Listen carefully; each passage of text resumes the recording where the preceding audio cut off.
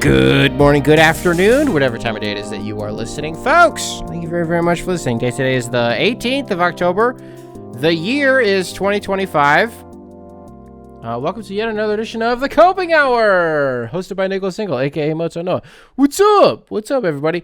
So I'm taping this. The Pistons-Pacers game hasn't ended yet. They're going to win. What is this, 10 games in a row that they've won? Is it 100 games in a row that the Detroit Pistons have won?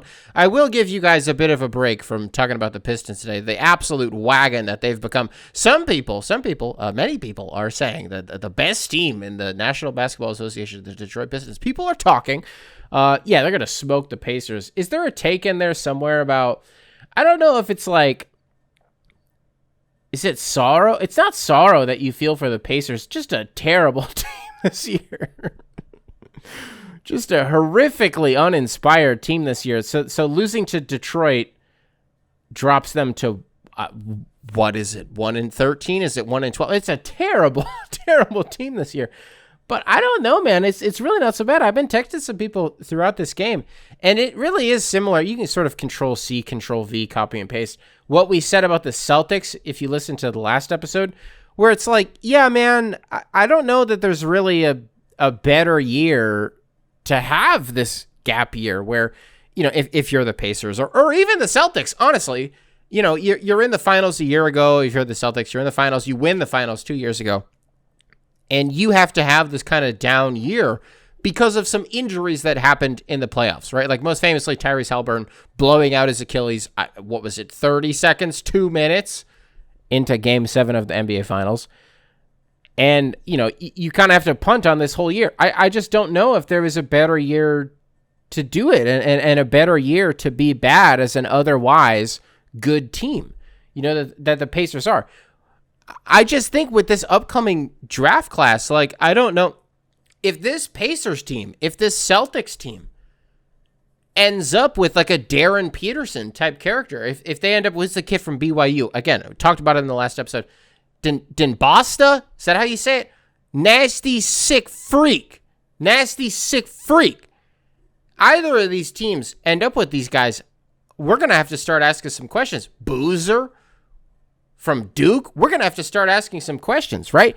There's like the ultimate scary hours scenario. I'd have to look at the picks to confirm this 100%. There's a nasty scary hours scenario that I don't think enough people are talking about. If the Clippers get the first pick in the draft, I'm 99.9% sure that pick will be conveyed to Oklahoma City. Am I wrong about that? Could you even imagine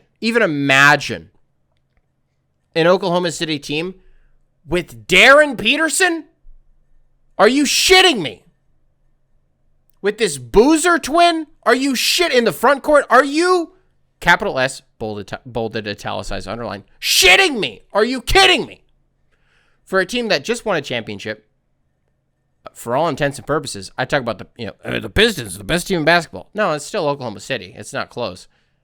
Could you imagine that this Oklahoma City Thunder team goes back-to-back and lands the first pick in the draft because of the Clippers shenanigans? Bradley Beal, on some real life alert shit. He can't get up the stairs. His hip is out. He's done for the year. He's out. Bradley Beal is out. A guy who, a month ago, if that, we were talking on this show like a fool. Oh, I don't know, the value that the Clippers got for this contract. I don't know, maybe it would have been something. It would have been something if he was Bradley Beal from 4 years ago and the Clippers got him for a damn nickel and some twine, which they did. Yeah, it would have been something. But instead, they paid that aforementioned nickel and some damn twine for a guy who played, 10 games this season? Fuck! And now we're going to suck. James Harden puts up 40 on like 25 attempts from the line the other night. Oh my God, vintage James Harden. I guess. I guess it is. I don't even know. He didn't have a triple-double in that game. Vintage James Harden would have had a 40-point triple-double with 25 free throw attempts. This is what he would have damn had. No way, dude. I'm telling you, if this Clippers team, you thought that the stuff that the people said about the Mavericks, about the league, when they won the lottery just this last May, you thought that stuff was crazy. You thought it was the great. Imagine Oklahoma City, God forbid they go back-to-back. I was just actually, you know what? As I'm saying this out loud, I was like, why does this sound so familiar? I was just listening to Frank Isola and Ryan Russillo talking about this, and they nailed it right on the head. They didn't say anything that I haven't already said, talking about nailing it on the head. Well, just acknowledging this as a reality. It came to me. That's why I've been thinking about this. That is exactly why I've been thinking about this. If Oklahoma City, and I think, what did it end up being in the Paul George trade, Oklahoma City to the Clippers? It was SGA, Danilo Gallinari, and wasn't it like 5 firsts and maybe 2 swaps? I swear to God, one of those firsts is for this year, and it's unprotected. Oklahoma City owns a couple of picks this year. They own one from Utah. I think that's like, it's either top 4 or top 8. They own another first. I mean, they own the next decade. Imagine the Clippers win the lottery. I'm spending a lot of time on this, but imagine the Clippers win the lottery, and Oklahoma City, in turn, wins the next decade of NBA basketball. Imagine that. Try that one out for size, because it's a one-size-fits-all. It's something that we, at some point, you know what I mean? At some point, we got to start to dial in on and acknowledge as a potential reality that this could happen. It could be the Pacers, too, also, by the way. Could be the Celtics if they do the right thing and they trade Derek White or they trade Jaylen Brown. They trade one of these guys, and they just commit to being bad this year. And they extend the time, ipso facto, they extend the timeline on this window that they have here. That's the best way to do it, is to just be bad this year and to cross your finger. I don't fucking know, man. You don't even need to be bad anymore. You really don't need to be bad anymore in the NBA to win the lottery. And that's kind of that really was the whole purpose of flattening the odds. Honestly, for so many years, like, namely the trust the process, Sam Hinkie, Philadelphia Sixers, who were just so flagrantly bad at playing basketball that they accidentally their way into a few, high selection picks, and you pick Ben Simmons. How that worked out is, contingent on how you view the game. The Joel Embiid thing has just been an unequivocal success. And so the NBA decided, hey, what if we flatten the odds a little bit, and the team who has the worst record does not automatically have, a 25% chance at winning the lottery. And now that was it the top 3 teams or the top 4 teams? I think it's the top 3. All have the exact same odds at getting the first pick in the draft. Well, that's what it was for. To sort of de-incentivize tanking. I'm looking at a Pacers team that does not need that pick, that could very easily get it. I'm looking at a damn Oklahoma City Thunder team, by the way, who just won the championship and had the damn finals MVP and the regular season MVP and the scoring champion and an all-star, who could be on the precipice of getting the first pick. That doesn't seem right. That doesn't seem right. What if New Orleans wins it? It'd be funny. I would be excited for, Seattle or Vegas or, whatever market New Orleans ends up moving to. I'd be excited for them that they got a nice player. By that point, they've probably, by the time they expand, or relocate, I should say, not expand, they should relocate, probably moved on from Zion at that point, too. Could you even imagine, what is the conspiracy if Dallas does it again? Is there a take in there? Ooh, let's get our magnifying glasses out, ladies and gentlemen, boys and girls, and are they themsters from around the world. Let's get our magnifying glass out. Let's see if there's a take in here. If Dallas does it again, right, because for all intents and purposes, they stink this year. They stink. There's no chemistry. They have no idea how to play with each other at all. We covered this like a week or two ago. Cooper Flagg playing a lot of minutes at the 1 or the 2 and nowhere where he's played, for his entire fucking career. I don't know if in the week that's changed. I don't imagine it has. Maybe since Nico's been fired. Nico Harrison, very famously, the tweet came out that he was getting fired before he was even fired in the first place. And very, very famously fired. Because if Dallas wins it again, what are you going to say? Are you going to still say it's rigged? It was so easy to say it was rigged in May when they won, in the 3 months in the immediate aftermath of them trading Luka Doncic. oh, it was rigged and they just put but blah, blah, blah, blah, blah, blah, blah. What if they win again? Because then what is it? Because then if it, you know what I mean? And this is why I've really stuck to my guns, and I've tried to just be like, yeah, man, it's the lottery, and this is why the lottery exists, and this is why they flatten the odds, is so that anything can happen. And this isn't even like a 1 in a million thing. At the time that the Mavs won the lottery and they got to, they were afforded the right to draft Cooper Flagg. We were 5 years removed from the Pelicans winning the lottery, a team that had won 35 games and had like a 0.06% chance at even winning the lottery in the first place. They won it. That's what it's for. I could give you what the conspiracy is for New Orleans winning the year that they did. I could do it right now. I've done it 10,000 times. I'm not going to do it, though, because it doesn't matter. I'm just telling you, what if Dallas does it again? Is it still rigged? Is it still rigged, or is it just like, oh, fuck? That's a terrible thing that happened. Speaking of terrible things that happened, let's stay on that for just a second. I see this report come across my desk just a couple of hours ago. I see Victor Wembanyama will be reevaluated within the next 3 to 4 weeks, dealing with a calf strain right now. Was it against Golden State that it happened? Maybe it wasn't. Just happened the other night. Victor Wembanyama getting banged up. Out 3 to 4 weeks, be reevaluated with a calf strain. I texted Jacob, a.k.a. Rusty Buckets. I said, brother, if I'm San Antonio, I'm sitting him for 2 months. What are you talking about? I said, with this recent history of, calf strains being directly correlated to, like, Achilles tears. I mean, a guy goes out with a calf strain. If you rush him back too quick, you know what I mean? That's just what the very, very recent history has been. I said, Victor Wembanyama? Hell no. Hell no. You're dealing with a calf strain? 2 months. 2 months, you're out of here.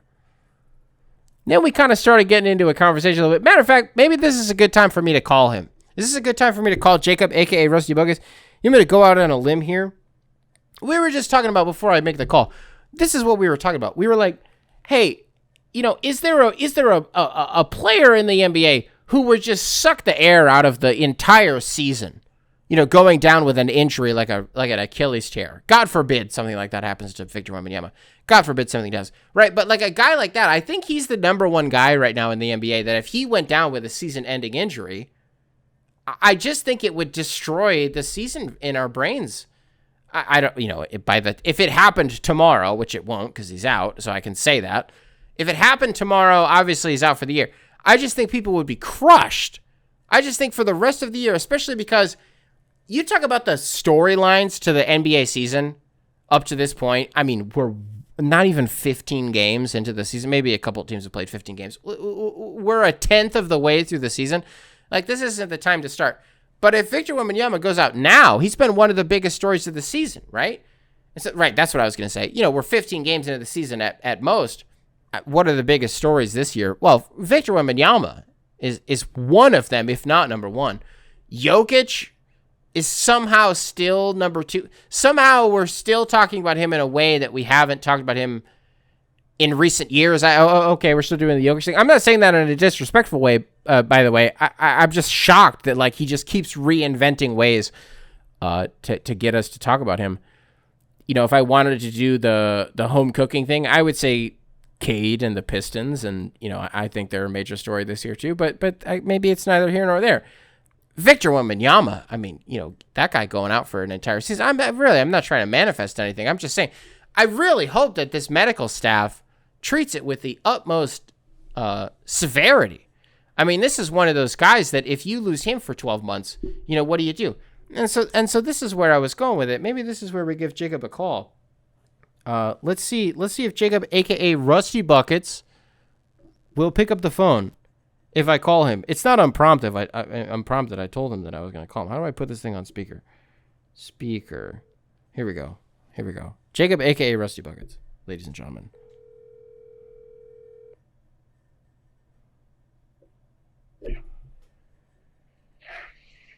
What's up? Is this a good time, brother? Yeah. Okay, we're doing a segment right now. We're piggybacking off of the conversation that you and I were having over text like an hour ago. Victor Wembanyama, is he the, we were talking about the calf strain and if that guy gets hurt, like what it does to NBA fans. Is he number one right now? If he went out with a season-ending injury, that it just sucks the air out of an NBA season and it just destroys fans as much as it would. I think he might be number one because I just haven't been able to think of anybody else. Because if LeBron did it right now, like, yeah, it would suck and it would be a pain in the ass. I don't know. I'll give you the floor. LeBron would be big, but is it Wemby? I think the reason it's Wemby is like the reason it's more tragic if someone dies young than Holmes, like comparison to LeBron. Like, Wemby tearing his Achilles in this example after the season-ending injury, but like something as drastic as that, I feel like it would almost be like a reality check on him. That's like, yeah, a 7'7" guy hasn't been the best player in the league for a reason. It's because you're not supposed to be that tall.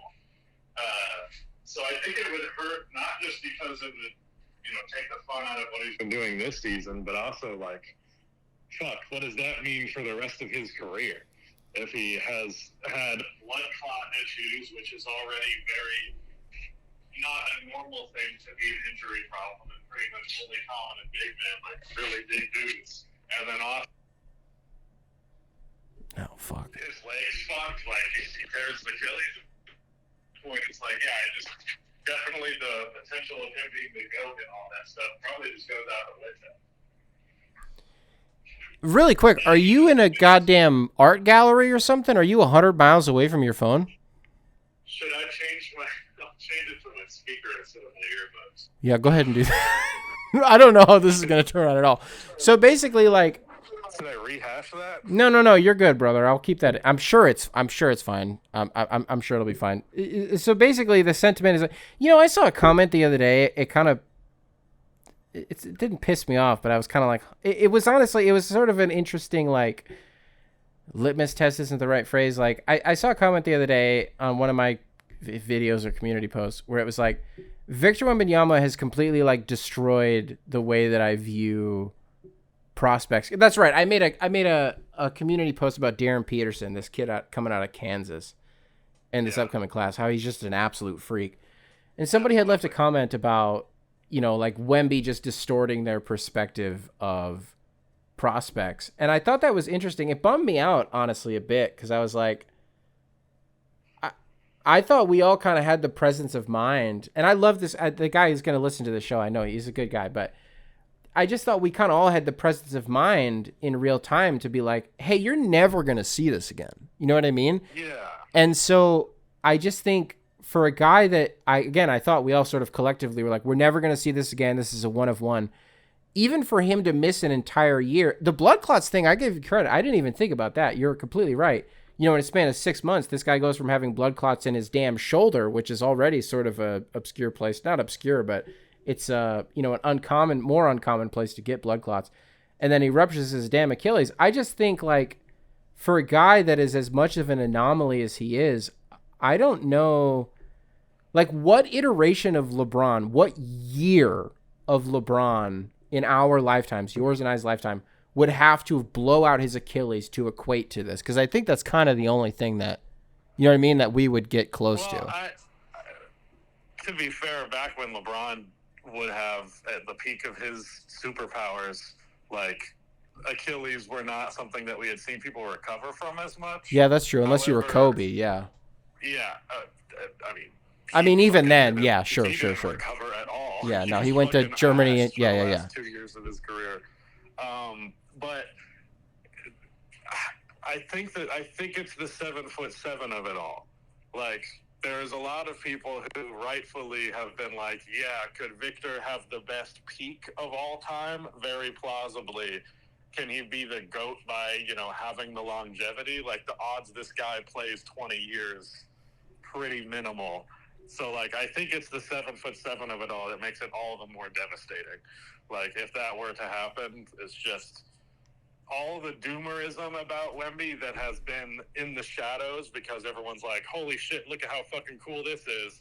It would all come to the forefront, and, like, it actively makes me upset to imagine it. Is there a real life concerned for you in the way that he plays, or is it just awesome the whole time? No, the thing is, he is doing everything in his power. Like, he's very aware of those issues. Like, he got stronger, but I know he does like a bunch of workouts specifically on flexibility and like his ankles. And Yeah. that. Yep. So like, I think he's doing everything that he can, and he has a really great head on his shoulders. So like, I'm still optimistic, but as soon as you sent me that thing about the calf strain, I was like, they better fucking not play him in 2 weeks. Bro, I'm serious. Don't you fucking dare. Yeah, no, for sure. It's under no circumstances. Because the timeline right now is 3 to 4 weeks, and he'll be reevaluated. Bro, you see calf strain. You see those 2 words, and we're so traumatized, in the last 6 years since the Kevin Durant injury. Like, I think that's kind of the point that we as NBA fans can kind of pinpoint, like, when calf strains kind of became associated. If you rush back too early from that, you associate that with, potentially blowing out your Achilles. And, man, I just don't know, like, a guy like Victor Wembanyama, I just think, like, man, I've been really into it this year. Like, this is the most that I've really cared about hoops. That's the energy around, like, right. Period. Like, viewership is up a shitload. Right. And I think some of that might have to do, I was going to say some of it might have to do with the new broadcast partners. That fucking doesn't matter to. Say that again? Dear God. Say that again? Anything. I said, let's not do a whole viewership conversation. Anything but that. No, I know, dude. The people. I try not to do the ratings thing. With MLB, I do think it's interesting because there was a clear drop off in viewership, and then they fundamentally changed the way that the game is played, and viewership picked back up, and so I think that matters. The NBA has not done anything, to really change the way that the game is played. They just add more gimmicky shit, right? And so, people talk about like Game 7 of the NBA Finals was the most watched NBA, finals game. And I think it was maybe since the series we're talking about with KD in 2019. And I'm like, yeah, dog, that's because it went 7 games, though. Yeah. You know what I mean? Like, if you look at Game 1, I think it was like the least watched Game 1 because nobody gives a shit about Oklahoma City and nobody gives a shit about Indiana. You know what I mean? Sure. And so, no, I completely agree with you that, the ratings don't matter, but I just think, so are we in agreement, I guess, is maybe we circle back around? Like, is Victor Wembanyama the enthusiasm of this season would be just pulled out of the air. Right. And immediately I would, like, I don't know how hard you go with the censorship on your show. This isn't something I normally say on mine, but, like, that's as close to something in the NBA happening that would make me want to as I can think of. I just don't know if there's another player. Like, he's the player, right? He's the guy that if that guy gets hurt. And I think I've already been wrestling with, like, is Wemby already my favorite player of all time? Whoa, like, what the fuck? Genuinely. Like, that quickly? Because I can't fucking miss a game from this guy. And if I miss the game, I'm watching the highlights. But I even when Steph was breaking out, like, I wasn't locked in game by game by game. Now that was different. 16 and I had depression and masturbation to attend to. That was a different, when Steph started to pop off, that was different for me, dude. Like, when he went for 54 in the Garden and he went 11 for 13 from 3, what was that, like 2011? I think it was 2013 or maybe 2012. Maybe 2012, yeah, it was early 2010s. And he was wearing the damn Nike Hyper Fuses. He was still with Nike at the time. Yeah. Like, people didn't know at the time. I was, oh my God, what a wagon. I remember going to school just absolutely losing my mind. Who would have been on that Knicks team if we say early 2010s? I say early 2000s. Early Anthony, Amari Stoudemire, J.R. Smith, Raymond Felton, Iman Shumpert, Raymond Felton. Yeah. Kenyon Martin. Mozgov might have been there. Mozgov? No, I don't. Maybe. Steve Novak. Yeah, what a name. Oh, Steve Novak. Don't forget Steve Novak. Jose Calderon. Yeah. You said JR. I'm sure you said Amon, so I'm sure you said JR. JR is one of my favorite players of all time. I'd never forget JR. Man, the trade when the Cavs made the deal for Amon and JR. One of the worst trades ever. No, fuck off. Shut up. No, look, not for the Cavs. It's a great trade for the Cavs. Oh, okay. The Knicks got back dick and balls for that. What was it? like, I think he got a second-round pick. Oh yeah, that's bad business. Now you got me looking this up. That wouldn't have been Phil, would it have been? What was the bridge between Phil and Leon Rose? I do think it was Phil Jackson still. When he was trying to do the damn triangle offense? Yeah. Derek Fisher as the coach. Yeah. Oh my God. All of his shit onto. Scary hours. Okay. Iman Shumpert and J.R. Smith go to the Cavs. Dion Waiters goes to the Thunder, and Lou Amundsen, Alex Kirk, and New York's own second-round pick goes back to the Knicks. So they traded J.R. Smith and Iman Shumpert for their own second-round pick. Is it going to take you too long? Does it give you a year on what the second-round pick was? 2019. Okay, I'm going to riff for a second, and you're going to look up who that 2019 second-round pick was, okay? Okay? I remember there's a pretty famous clip that's out there of like JR and Iman within the last couple of years, you know, since they've both been out of the league, like talking about the moment that they realized that they got traded. And then they were like, but then they found out where they were getting sent. So they you know, sort of separately, they were like, oh, fuck, we're getting traded. And then they were like, oh, we're going to Cleveland, bro. Like, we're going to win a championship. It is funny. I thought you were about to do a take where you were like, it's a terrible trade because of game 1 of the 2018 finals. And, you know. No. Okay. All right. He was a core part of the championship team. He got a pass on that one. Unfortunate that that's kind of like the last thing he did in his career that was of note. Surely he hit a shot or two for the Lakers. Like maybe 3. Yeah, I don't remember at all. But did you find it? Yes. Fucking hilarious. Couldn't have been a more generic answer, like a generic name. Literally, they drafted a man who was named Kyle Guy. They drafted Kyle Guy. That's a real guy. I'm not being funny. That's a real guy. Yeah, from Duke. I think I've heard the name before, but I don't know it well. Also, it was the 55th pick in the draft. Kyle Guy. I'm thinking of Kyle Singler. Where did Kyle Guy go to school? Yeah, Virginia. Virginia. I was going to fucking say that. I should have said that. That's a real guy. No, that's a real guy. Even he didn't have an NBA career, but that is a real guy. Not only a second-round pick, the 55th pick in the draft for J.R. Smith and Iman Shumpert. But yeah, Kyle Guy played 3 seasons, didn't even play for the Knicks. Nice. I think they drafted him and then didn't sign him. That sounds like it might have been right. What's the most so funny. I'll give you my answer first. The most mad you've ever been during an NBA game? Here's mine. It wasn't game 7 of 2016. It was the Christmas Day following that. When, remember, Richard Jefferson had a fucking nasty poster, Christmas Day 2016. What happened in that game? Yeah, Kyrie hit another fucking game winner. Ruined my Christmas. I was furious. Furious. That would have been KD's, that was his first year, right? Yep. Yeah. Yeah, most mad I've ever been watching about. I could take that. I would rather watch all 4 games, was it 5 games, of the Pistons-Knicks series than watch that bullshit again. I won't do it. Yeah. Most mad you've ever been during a basketball game. We'll wrap up on this. 2015, second round, Bulls versus Cavaliers. Derrick Rose in game 3 hit a bank shot. Yeah, and then he had the funniest, after the game, he had the funniest reaction. Yeah. Yes, so the Bulls take a 2-1 lead. They don't have Kyrie Irving. I think Kevin Love was out at this time too, so like they're dead in the water.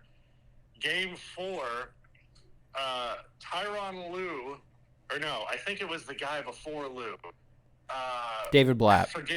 David Blatt. No. Yes? Yeah, it was David Blatt. Maybe. It was David Blatt. He calls a timeout when they don't have any. And that would have given the Bulls 2 free throws and possession. And you look at the clip, the refs are looking. All three refs, he's in their line of sight. And they don't call it. And then there's like an out-of-bounds play, and the refs review that shit for like 10 years. So the Cavaliers have forever to figure out what they're going to do. And then LeBron famously tells the coach, fuck that game plan. I'm shooting the ball. Hits a game-winning mid-range jumper out of the corner. We would have had a 3-1 lead, man. Now, absolutely, if they did manage to beat LeBron, the Warriors would have fucking filleted the Bulls. It would have been a nightmare. But I still wish that I could have seen my team in the finals. That would have been cool. Yeah. I was so pissed because I was 15 years old. I don't have the adult maturity to be like, it's just a game. I was ready to fucking burn down, I don't know, something. Yeah, at that point, you don't know how to regulate your emotions. Yeah, I guess you mentioning that kind of gave me another. This isn't like one game. Matthew Dellavedova, I fucking hate that guy. Yeah, his whole thing is being annoying. His whole bag was, I'm going to convince social media that I'm the Steph stopper. And It's for one game. Brother, you don't got to tell me. I'm telling you, to this day, I'm not like a it's on site, type guy. I swear, what am I going to do if I see Matthew Dellavedova punch him in his fucking face? No, but I'm going to be like, dog, like, that sucked. That sucked for me. That I had to go through that and watch Matthew. I think that is a testament to Steph's greatness, though, is that a man can build his entire reputation on stopping him for one game. Yeah, I guess that's true. Here's another take. And you're the guy sending him to the hospital when he did it. Yeah, that's true. He went there for he had a fucking asthma attack or something like that. That story ends up being PR for Curry at the end of the day. Yeah, for sure. Oh shit, I don't remember what I was about to ask. It was such a good question too. Matthew Dellavedova, Steph Curry going to the hospital. I don't remember what it was, brother. All right, you got any other hoops takes for us? You got any other burning takes you want to get off? I think Wemby is the craziest thing that has happened to this sport since Steph. I don't know that you're really the person to. That's probably the right take. I don't know that you're the right person to ask this to. Is he the best? Is he the craziest thing that's happened to American sports in 20 years?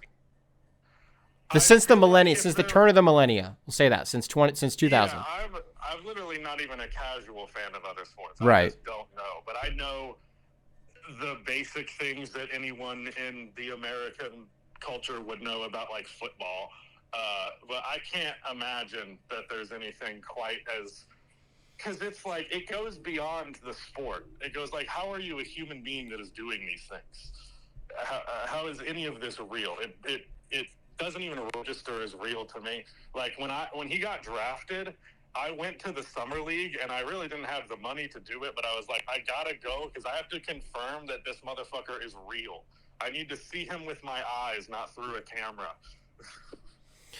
Yeah, the only thing I think that I can think of off the top of my head, like, football, we have these insane prospects come through all the time, but, I don't think any of them are really the ones that we suspect are going to be world eaters typically aren't, and it's the ones that we don't expect to be that are.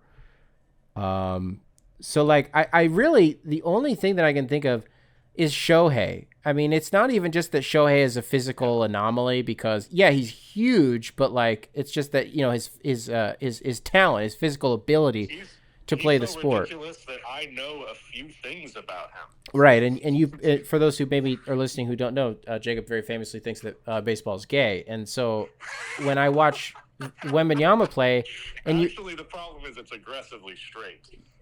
That's not true at all.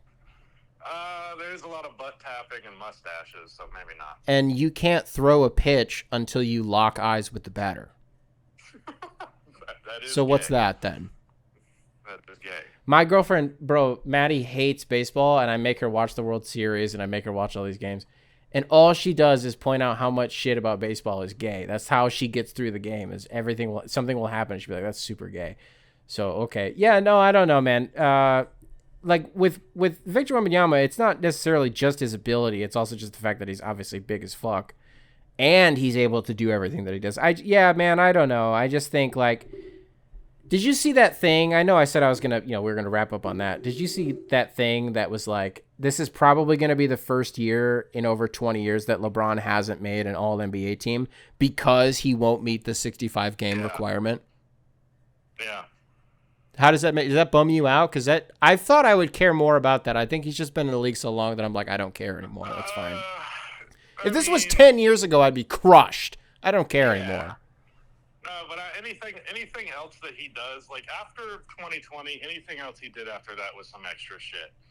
And like, especially after he got the scoring record, that's when I was like, yeah, anything else this guy does, good or bad, I'm kind of checked out on it. Great take. Everything else that he does. Like the last chapter, but like the show keeps going, but like I don't really want to watch the rest of the show that badly.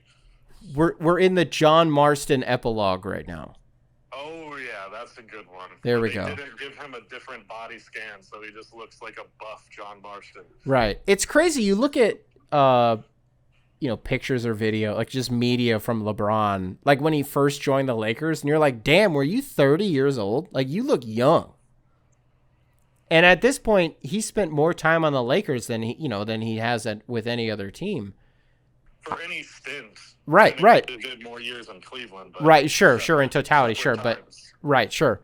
Yeah, you just look at him now and I just get so bummed. And then I was washing the dishes earlier. My son was taking a nap and I was doing the dishes. And I was just thinking to myself, like, what is it going to mean for someone like me who is a LeBron is my GOAT guy and, the old heads that came before me who were like, it's Jordan and you're a pussy if you think anything else, and I'm going to be the same way with LeBron. Like, what does it mean when, I don't know how tapped into you are to these rumors, but there's a non-zero chance he in some way gets implicated in this gambling ring that's going on right now. Yeah, I thought it was interesting that Chauncey Billups wore the Clutch Sports shirt to his court hearing. I didn't see that. He's an arraignment? I didn't see that.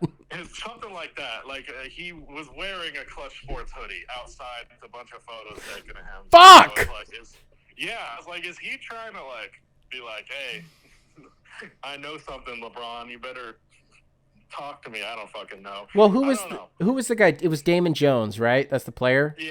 Yeah, and he had a bunch of inside information. I'm just, man, if Clutch and Rich Paul Damon and Jones was a coach. He was an assistant coach. No, for sure. But I don't know. There's it just stinks. Like you spend your whole life making fun of Michael Jordan for killing his dad because he was in so much debt gambling. Just for your GOAT to come, Kash Patel of all fucking people does a sweep, and Mr. Valhalla himself is the one to take down my GOAT. That just doesn't feel good, and I can't stomach that. Here's what I think. Other players in this report, their name was censored. Any other player that was associated with this but didn't do it, they're not accusing of doing it, every single one of those players had their name redacted.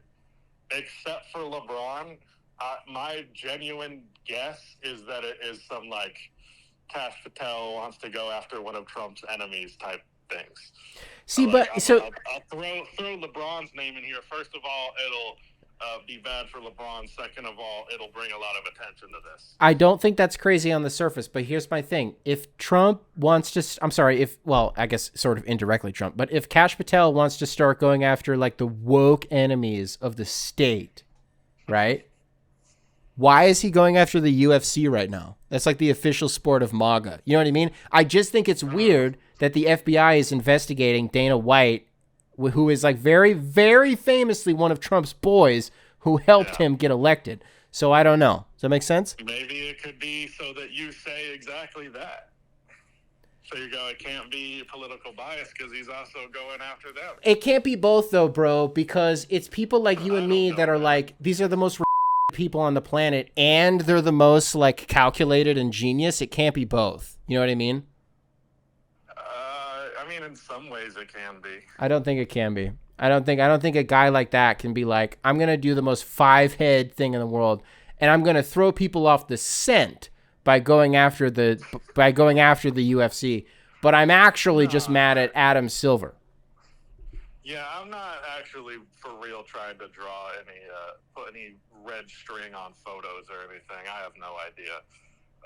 But my guess is that, like, when it's like Jonte Porter, it's like, if you're Jonte Porter, you might make like $2 million in the NBA before you're out of the league, which is a lot of money, but it's not never work again a day in your life unless you invest it super well money.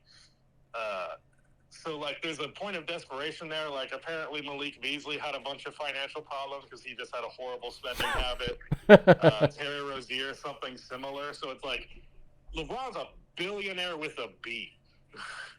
If there was anyone who didn't need to do some stupid shit to, like, get some money quick, it's LeBron. Yeah, I don't know, but then couldn't you also do the thing? Because, like, I don't know, dude, these guys are dumb. Like, just because they're professional, like, they're dumb. Like, I don't know if you know what's going on. LeBron's dumb. I don't think LeBron, especially in terms No. I hear you. Image. I'm not saying LeBron's dumb, but hear me out. Like, I don't know if you know what's going on in Major League Baseball right now with gambling. Do you know? Nope. Okay, I'll make this as quick as I can for you and for the people listening at home. Emmanuel Clase, who 365 days ago was considered to be one of, if not the best closer in all of Major League Baseball, right? Guy had velocity, guy had precision, command, synonyms. The guy knew where he wanted to throw a ball, and he would throw the ball there, and he would rack up saves and strikeouts, okay? We just found out within the last couple of weeks after he was suspended in the middle of the season for, we learned that he was gambling. We learned recently that he was intentionally throwing first pitch balls, and he was getting, because people were betting that, and he was getting a cut of that. Does that make sense? So as soon as he would take the mound, people would bet, hey, his first pitch is going to be a ball. He would be aware of that, and he would throw the ball into the dirt, and he would get a percentage of that. And it's the same thing with Jonte Porter. Like, these guys could otherwise make, well, it's not totally 1-to-1, but like these guys could otherwise make a shit ton of money, like generational wealth that other families would otherwise not be able to, and they just do shit because the opportunity is afforded to them. So I don't think it's inconceivable to think that you talk about LeBron being a billionaire. Well, what do people, Jacob, like you, always like to say? The idea of being a billionaire is inherently unethical, and the only way that you could amass that fortune is by, participating in unethical behavior. And so I just don't think, like, I'm not trying to do a thing where I'm like, LeBron was in on this whole thing and he was feeding information to Damon Jones and all this shit. I'm just saying, like, I actually don't think it's that crazy to think that he might have, I don't know, I'm saying this out loud for the first time. I actually do think it's fucked up and insane. LeBron didn't do any of this, but I don't think it's that crazy to think that he could be implicated. There are still people who think he doesn't cheat. All right? This man is on top of his image more than anything else. Like, I think that is the first, third, fourth, and fifth thing that LeBron thinks about before he does anything. So that's why I'm like, this just seems like such reckless behavior for such a PR-driven man. Yeah, man, I don't know if there's... But so is going to Diddy parties. Is there anybody in our lives that has been... I'm really trying to think, like, just do sports specifically, like, because, politicians, obviously, but sports... This guy has been calculated since he was 16 years old. You know what I mean? Yeah. And, yeah, I don't think that's... I don't know, like, his penis was out in the middle of a game, and that kind of went away. Like, you know what I mean? Remember when he was on the Heat? Or was he on the Cavs at the time? How long ago was that when he took his penis out in the middle? When he flashed the dick to the camera, he was on the Cavs. He was on the Cavs. Okay. Was it the... Yeah, second stint. I remember right. The films out. I didn't remember if it was the late Heat or early Cavs. Yeah, but that happened. People don't talk about that. It's only for a frame. It's only for... So I get... But it happened. It did happen. And you remember it. I didn't have to jog your memory at all. The second I said LeBron's penis, you knew exactly what I was talking about. Right? Yeah. And so I just think, and to your point, about, I'm not going to, talk about the, the virility of a man or the faith of a man or the, his ability or lack thereof to stay faithful to his betrothed. But, people have always speculated about, like, damn, he be cheating, huh? Bro, and if you have Beyonce looking at you like that and you don't, you're a special kind of man. I don't know. Maybe he's got kind of like a Bill Clinton relationship with Jay-Z.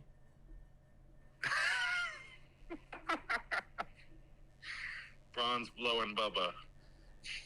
Yeah, I don't know. Isn't there some stuff about that with Hove? I guess you're not the person to ask about that at all. No. Are you the person to ask about? We brought it up. I guess we're doing this. Are you the whole episode today? I'm down. I would have just brought. I guess I wish I would have rather have just send you a Zoom link or something. I don't know how this is going to sound at all. So for those of you listening at home, I hope this audio has been okay for the last 40 fucking minutes. While I got you got anything on the Clinton? The blowing Bubba thing? Yeah, I don't know. I don't believe that it's real, but it's really fun to believe that it's real. It's really funny to believe that it's real. And I especially love the notion of, like, I don't love it, but, like, the idea of, like, these diehard Trump fans who are like, I mean, if he sleeps with a 15-year-old, whatever, that makes him a hebephile, actually. But if he sucked Bill Clinton's dick, I don't want no for a president. Yeah, I can't have that. It's sad, but also funny. And that's probably the best way to describe everything in relation to Donald Trump, as it's, like, depressingly bad, but also it's kind of laugh at it, too. But, like, the idea that him blowing Bill Clinton would be worse for his image amongst his base. It's funny and terrible. I don't know, bro. Alex Jones had a clip. What was this, like 2016, maybe? Mm-hmm. And really, this is part of first off, I think this is part of a larger take. I was just texting somebody about this earlier. I haven't figured out what the take is, but, like, in short, the half-baked take is the mainstreamification of the Epstein files, the hashtag Epstein files, has been a complete negative and has completely fucking destroyed people's brains. But Alex Jones had a clip come out, it was like 10 years ago, where he was like, being like, if I was with a dude, I would wear it proud. Well, no, he was like, apparently there's a video of, and this is, I swear, I'm not being funny when I say what I'm about to say. This is actually verbatim what he said, I swear to God. Mm-hmm. Apparently there's a video of Trump sucking a ding-dong. And I don't know why that's a big deal. Who cares if there's a video of him sucking a ding-dong? And then he said something to the effect of, like, if I knew that, people were trying to blackmail me, I'd say that I sucked a golf ball through a garden hose. He did one of those things. Like, Alex Jones, my brother in Christ. What's going on with you? God. He did the I can't imagine a person I'd be less interested in receiving a blowjob from than Alex Jones. Yeah, man, he's turned into... Imagine that voice going down on you. Well, he's not going to talk, probably. I don't think he's going to talk. Well, in between, In between what? Come up for air. I'm not going to let Alex... All right, Jacob. Him, is that what you're telling me? Jacob, a.k.a. Rusty Buckets, it has been a real pleasure to have you on the show, and thank you for joining, and... Thanks. For the record, just for the audience, I said the F word because I have the pass. Just for the record, it got bleeped. They didn't hear you say that. You didn't have to self-report. Yeah. Now they know you said it. I'm not going to bleep that you said that, so everybody's going to know that you're a bigot. But you got any other words that you want to say? Maybe they got a couple consonants in them. Maybe a couple vowels. No, as of now, I'm still trying to hold on to my... You say it a lot over text, so I don't know if you just want to... Oh, boy. All right.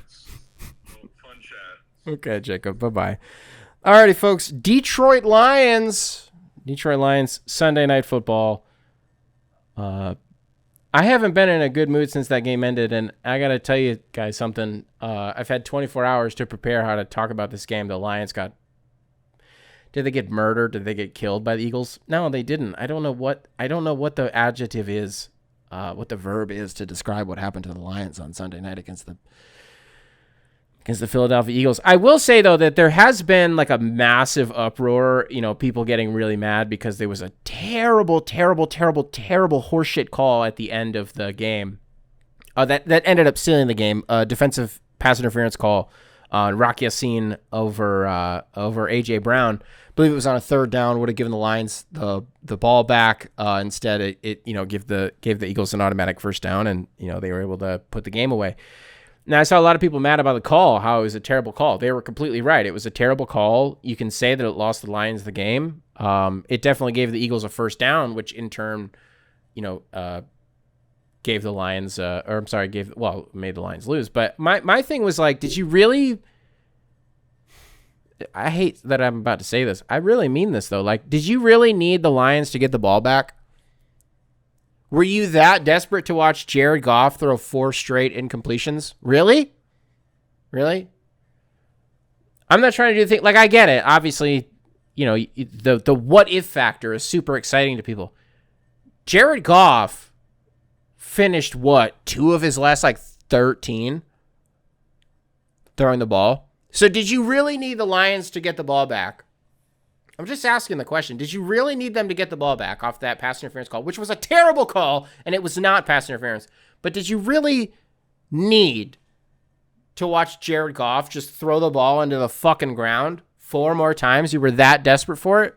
It wasn't going to happen, man. It wasn't going to happen.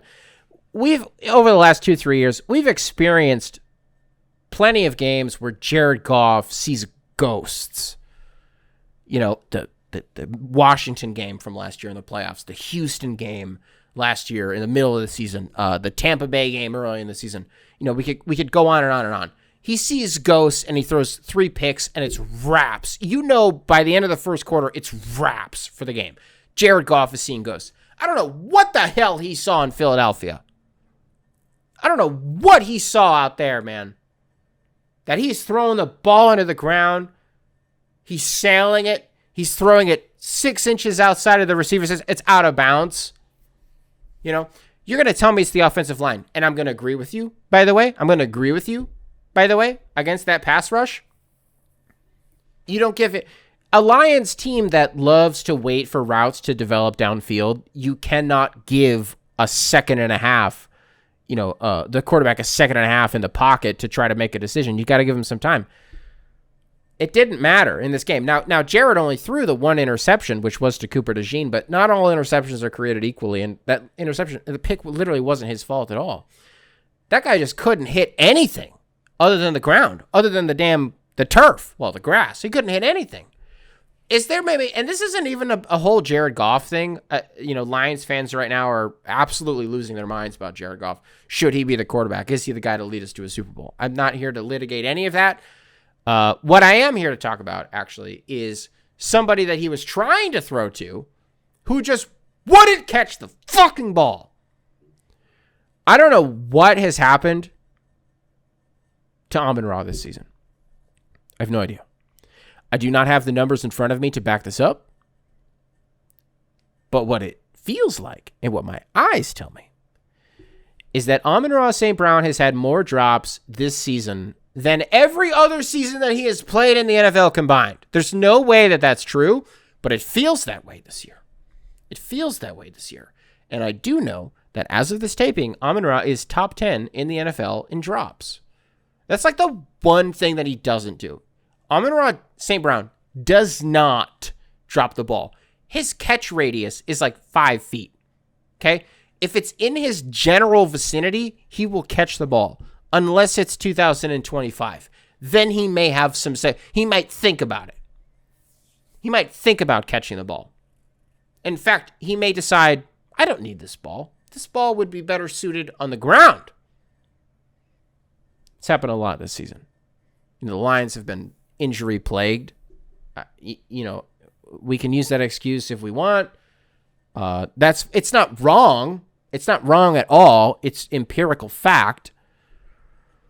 But I think watching this Detroit Lions team, really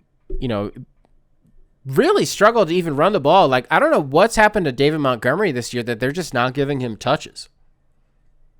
That Jahmyr Gibbs has just, become such a clear and obvious running back number 1 that, whether it's in the passing game or the run game, he's getting, I swear, 90% of the snaps this year. Monty's just not, but he's been a complete non-factor this season. That's troubling. It's troubling to say the least.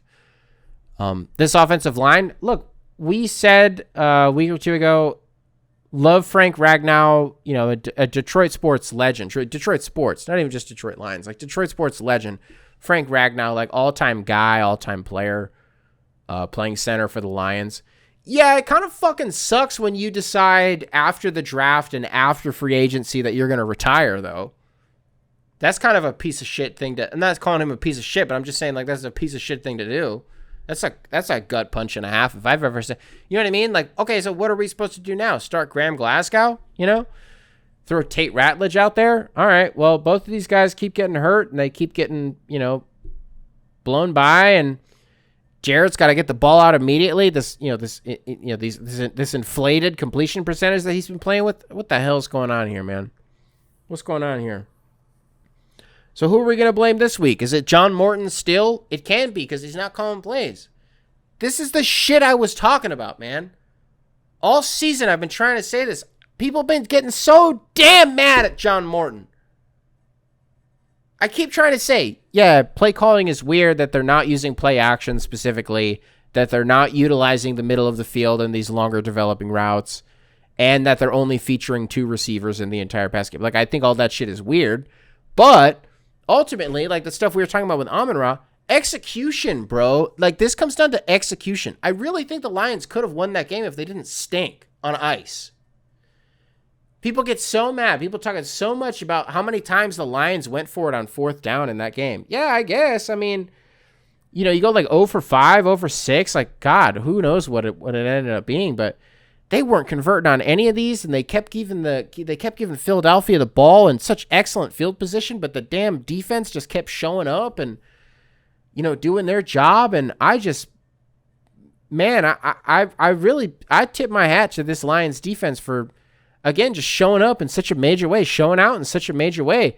And meanwhile, this offense is just so dramatically uninspiring, which is shocking because of how many playmakers they have. And you look at the opposite, we talk about defense and, the opposite side of things. Philly ran a couple of tush pushes in this game.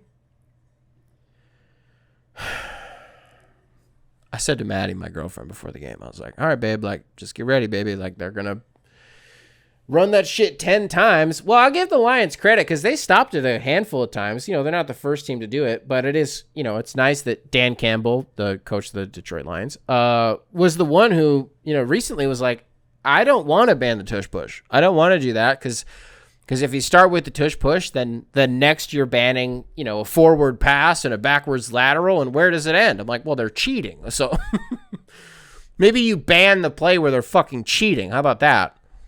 And to his credit, he doesn't want to ban it, and he was able to stop it, on a 4th down or 2, and it's a horseshit, such a bad play. Oh, I hate it so much. No, I don't. Whatever. Are they gonna make the playoffs at this point? Well, they're not in it right now. I don't know, bro. It's scary hours. No. Timeout. VAR, flag on the play. It's not scary hours yet. Thanksgiving is the real. It's Thanksgiving. That's the scary hours game.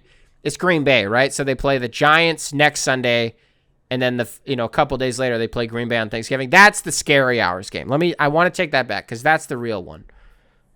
They're gonna beat the Giants. They're gonna murder the Giants. It's not gonna be. I'm not worried about that one at all. But it does stink. It does stink that I watch a Detroit Lions team that for the last 2 years, for the first time and only time in most of our lives, had the magic, they had the juice, and this year doesn't look like they do. And I'm not entirely positive at any given moment like what it is, but I know that there's just something, like some of these games that they go into, like I just think a year or two ago, like they would have found a way to win that Eagles game, I just think they would have. And I think for, there is something to be said about like, okay, well, they lost on a quote unquote on a terrible call with the DPI. That is very same old Lions of them, That is very same old Lions, the team that we grew up with and the team that's them. That's them. That's to me what's a little bit scary. And it's not even that the NFC North is actually like kind of a real division. I mean, the Bears are in first, but that's a fake team. Bears just inventing ways to win the last 3. How the hell did they win on Sunday? How did they win 2 Sundays ago? How did they win 3 Sundays ago? How do they keep doing this? You know, the Bears just keep inventing ways to win. The Bears can beat that Giants team. I think we'll be okay. You know, I think we'll be all right. They beat that Bengals team. Well, the Lions beat the Bengals. I don't know, man. They're bumming me out. They're really, really bumming me out. You know, Sam Laporte is out for the next 4 weeks. I don't want to say that they're not going to make the playoffs because I think that's insane. I don't know how they wouldn't, but right now, man, I mean, we're approaching scary hours, right? That's the way to say this. But folks, I don't want to leave you here without any emails for today. That'd be crazy. copinghourssubs@gmail.com, spelled phonetically. Email available in the description, wherever it is that you listen to this program. Let's just draw a name out of a hat here. Let's go, Charles. Charles, what's up? This is a long email. Welcome to the show, brother. Subject line: commentators hate winning teams. Good afternoon, Nick. Hope your Friday has been well. I don't want to be too wordy, so I'll get right into it. I'm an Oregon Ducks fan living in Washington State. I know that has certain connotations, but the short explanation is that my stepdad is from stepdad is from Oregon and put you on football. Let me break the email for a second. This reminds me, Oregon football fan, Oregon athletics fan, living in Washington State. Reminds me of, I don't remember who said this. One of my favorite takes I've ever heard in my life, I don't remember who said this, was if Oregon played Washington again, if Bo Nix played Michael Penix for a third time in 2023 in Eugene, Oregon at Autzen, that Oregon would have won that game. That's the best take I've ever heard. I don't know who said that. I don't know who to attribute that to, but it's the best take I've ever heard, and I think Charles would agree. If Bo Nix got a third chance at Washington that year, probably would have won it if it wasn't in Seattle or Vegas. Let's get back to the email. Growing up in deep enemy territory has made me a rather salty fan, but luckily we've been winning for pretty much my whole time watching football. That being said, it comes with some downsides, namely the fact that in nearly every single damn game, the most interesting thing that could happen, narratively speaking, would be us getting beat in an upset. Mind you, brother, Dan Lanning has quite literally never lost to an unranked opponent. But regardless, the announcers need to make the game interesting, and this almost always results in them rather blatantly rooting for the team that we're playing against. A first down will have the commentators raising their voices. A touchdown for the opponent will almost always get them to say something along the lines of, quote, an upset in the making, unquote. And God forbid the opponent score first or hold us under 14 at the half. They act like we have literally already lost the game. Even now, watching us beat the shit out of Minnesota, in parentheses, you said 14-23 at the time of writing, close parentheses. The announcers are going over multiple close plays that could have changed the game in favor of Minnesota, of giving us our flowers for once, beating a Big Ten team with a winning record. Now, I say all of this, and it is genuinely frustrating, but I have to be completely fair. When I watch other games that my team is not in, I am 100% rooting for the upset, especially in college football and in UFC. But I don't know, man. Kind of seems like maybe if you're getting paid to be a neutral commentator, you shouldn't do that. I think the NFL has probably the best overall in terms of neutral commentating. I don't know. You said, I know you're not a UFC guy, but holy shit, is some of their commentary awful. You said OHT. Is this obligatory hot take? Is that what this is? OHT. Cal was robbed. Best season by a catcher. Oh, you're talking about Cal Raleigh. Cal Raleigh was robbed. Best season by a catcher of all time. One of the best defensive catchers in the game. Voted player of the year by the actual players. Fucking robbed because of the New York media bias. Yeah, Aaron Judge won the MVP. Crock of shit that is. I couldn't agree with you more on that, brother. I really couldn't. Oh, but Aaron Judge has he finished the season with a 1.673 OPS. I'm not a fucking dork, so I don't care about that. How about that? I care about that damn catcher who ripped 60 dingers. That's what I care about. How about that? Try that one on for size, because the one size fits all. Cal Raleigh, robbed. Completely agree with you. I don't even know that I have that much of a take for the rest of your email. I just thought it was sort of an interesting mental exercise of like, when you talk about or think about, you know, the good teams in the major sports in America, and the way that we view them and the way that we talk about them, like, you know, you're mad because Oregon football is always sort of used as like they're really good, but how exciting would it be if they lose? Yeah, that's kind of just how it goes. Like when you're an institution, you know what I mean? Like in professional sports, that's definitely the way that it goes. Everybody loves you when you're the darling who hasn't done it before. But let me tell you, wait until you do it. Wait until you do it. Wait until you win the whole thing, and then see what people say about you. The things that people say about Oklahoma City, the Thunder, since they've won a championship, shocking, especially when you compare it to like 3 years ago, if that, by the way, 5 years ago when they were doing funny shit in the bubble, like, oh, keep an eye out for this Thunder team someday, until it's time for us to actually pay attention to them. And then it's like, oh, well, and people make up reasons. Foul Bader, Shai Gilgeous-Alexander. They make up reasons to hate them, right? It's just kind of how it goes. As soon as you become, I don't want to say as soon as you become an institution, Oklahoma City basketball, not an institution, you know. But it is just a little bit where I'm going with this. It is just a little different in college athletics. You know, Oregon hasn't won a national championship in ever. I don't know. Maybe they've won one, you know, years and decades ago. Maybe they did. I don't know off the top of my head. But like growing up, them losing to Auburn, right? Was that 2012 maybe? I don't know, 13, whatever year that was.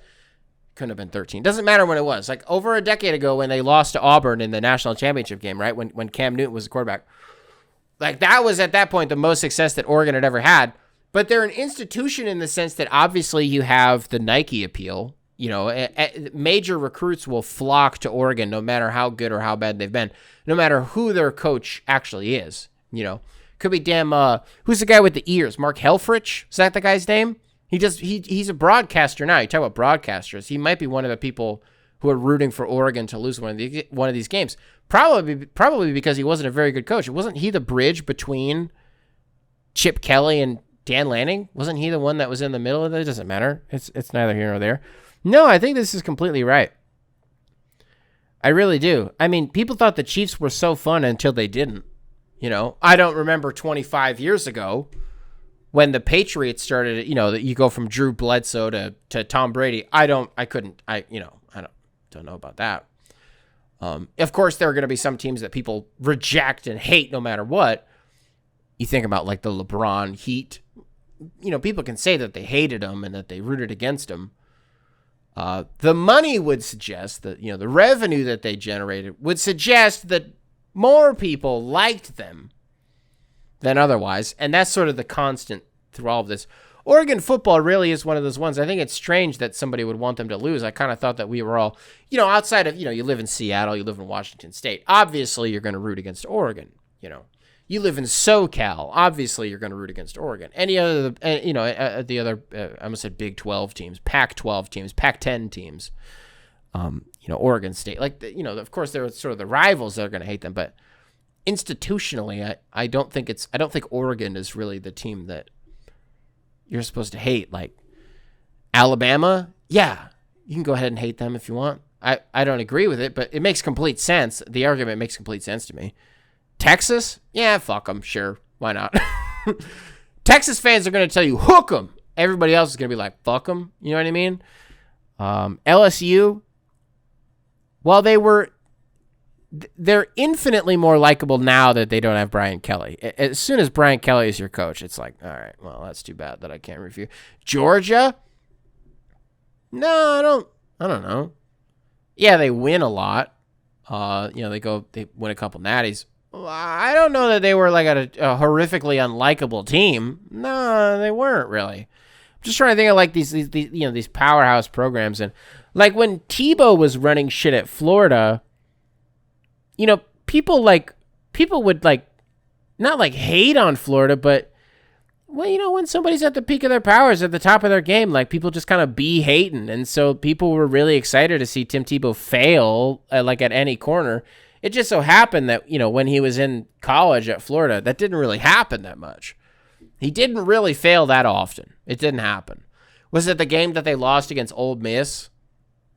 What would it even have been, like 2007 or 2008? They lose a game against Ole Miss, and Tim Tebow, you know, after the game press conference, he's crying his eyes out. He's like, you're never going to see a guy work as hard as me.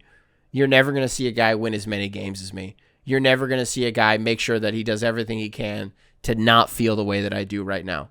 And then the guy won like 20 games in a row. And then I think it was maybe an SEC championship game. Again, 2008, 2009 maybe. SEC championship game, I think it was against Alabama that they lost. And he's bawling his eyes out on the sideline. And I remember me as a 10, 11, 12-year-old kid bawling my eyes out at home because Tim Tebow was upset. And that is what upset me. I did not hate that team at all. You know, I remember hating. I hated Alabama. I'm not really responding to your email at all. I'm realizing now. I feel bad, but when Alabama lost to Texas in 2009, maybe in the national championship. I'm sorry, when Texas lost to Alabama, Colt McCoy got hurt early in that game. I'm pretty sure crushed.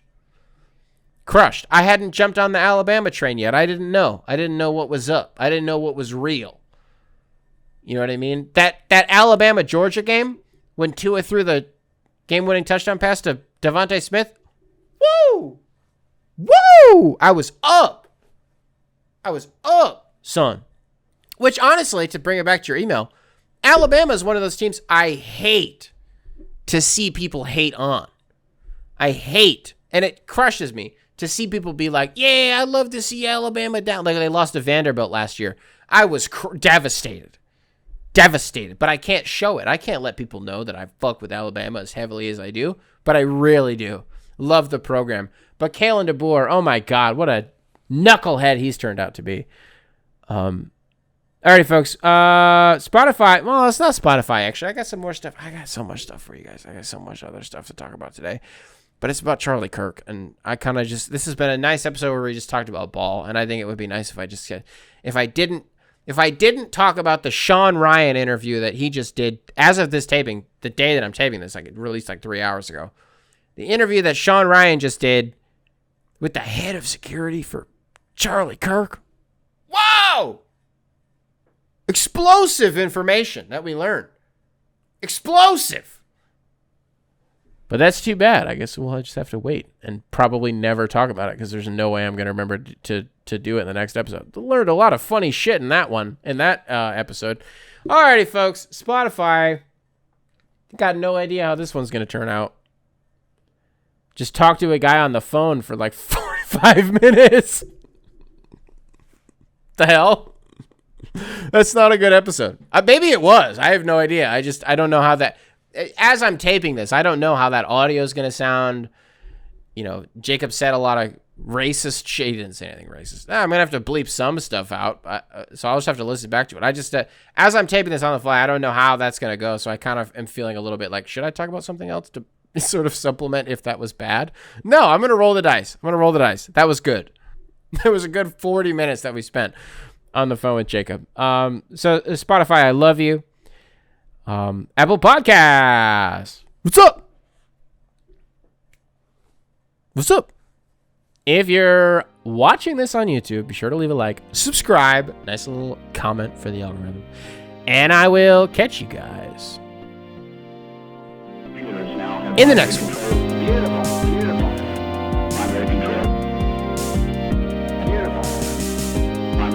Beautiful. I'm ready to control.